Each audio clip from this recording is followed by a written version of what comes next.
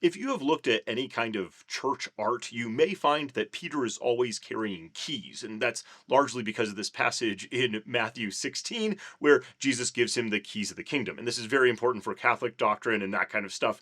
And it's really interesting because we also have this idea here of like, he has the ability to whatever is bound in heaven, whatever he binds on earth is going to be bound in heaven, and whatever he looses on earth is going to be loosed in heaven. And okay, what does that mean? And there's a whole bunch of discussion about that. And different, denominations and groups take their, different ideologies out of that.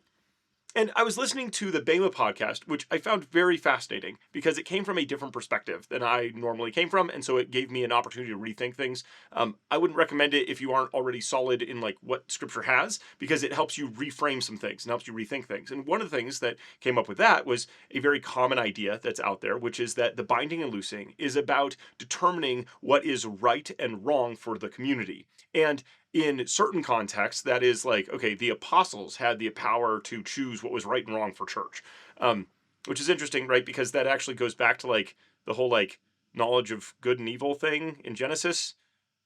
So like that seems odd, especially if you look at like how the Bible Project frames it, which is like you get to choose. So that's kind of weird, but that's not where Bema goes. Marty there talks about how it's about communities having grace for one another and choosing what is right for their communities and saying, this is what we're doing, trying to follow Jesus and following him. And so let's, have grace for one another. And like that's solid. Like that, there's nothing wrong with that yeah, we should have more grace for people, and we should spur each other on and sharpen one another in different communities to say, is this right? Is this wrong? What should we be doing with all this? Right. So that was fine. I was listening to it. And then I listened to Dr. Michael Heiser's Naked Bible podcast on binding and loosing. And it rocked my world because it was so obvious. So one of the things that Heiser rags on about is don't go back to the rabbis, because the rabbi writings come, 300, 400 years after New Testament content is written. So this would be like thinking about that, right? Like that'd be like us twice as long as the nation's been around, going back and being like, okay, our founding fathers meant this, like that, without going to like what they were talking about, the other things that they had written, all that kind of stuff. So like, yeah, that's a long time to like not know, right?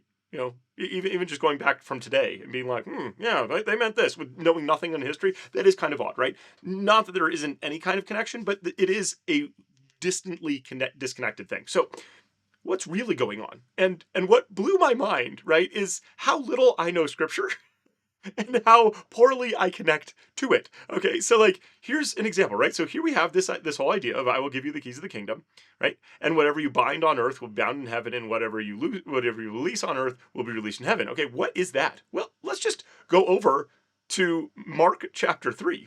Okay, and here are the people talking about Jesus and like, well, he has Beelzebul, right?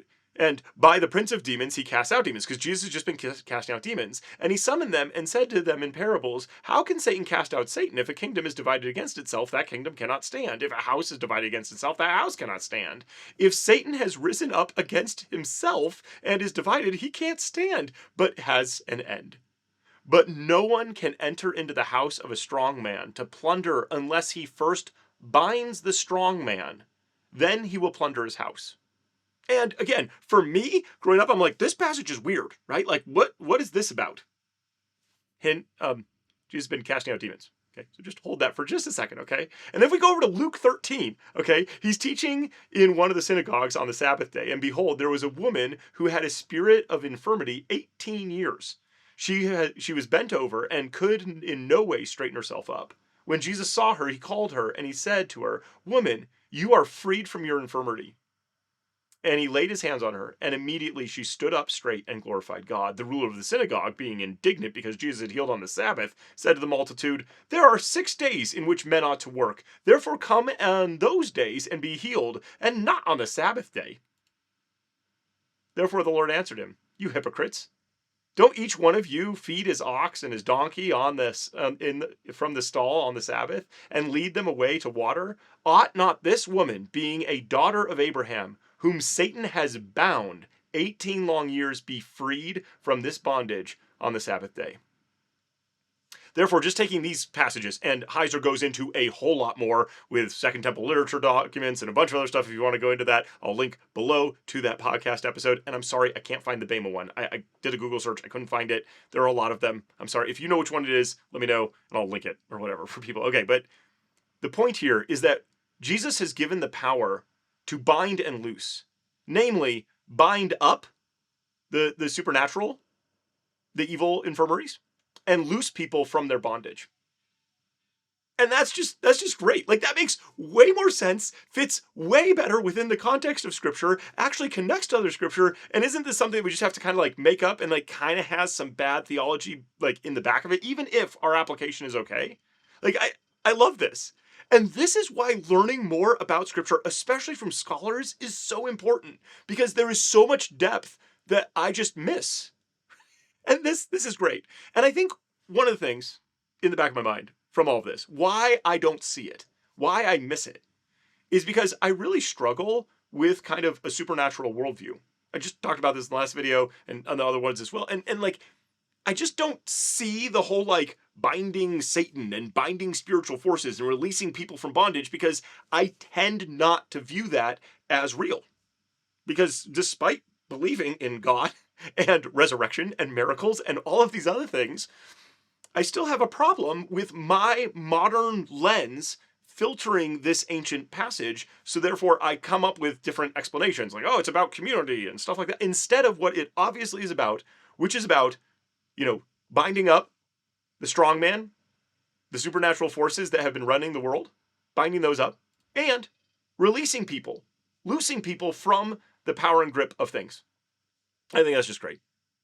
I also wanted to just point out that this passage and this little discussion also relates to another video that I made a while back about like the imaginary, right, crime of witchcraft. Like, okay, like there actually are supernatural forces that are actually at work, and we are actually warring against them. I should have pulled up that verse. Okay. So I don't know. It was just fun to go from something that forced me to think about it a little bit different to then going to scholarship and being like, wow, okay, yeah, this makes way more sense, fills in a whole lot more gaps, even makes this weird passage about like, plundering somebody's house. Like, what are we talking about? Oh, we're talking about plundering Satan's domain because Jesus is here driving out demons. This is crazy. He's winning, right?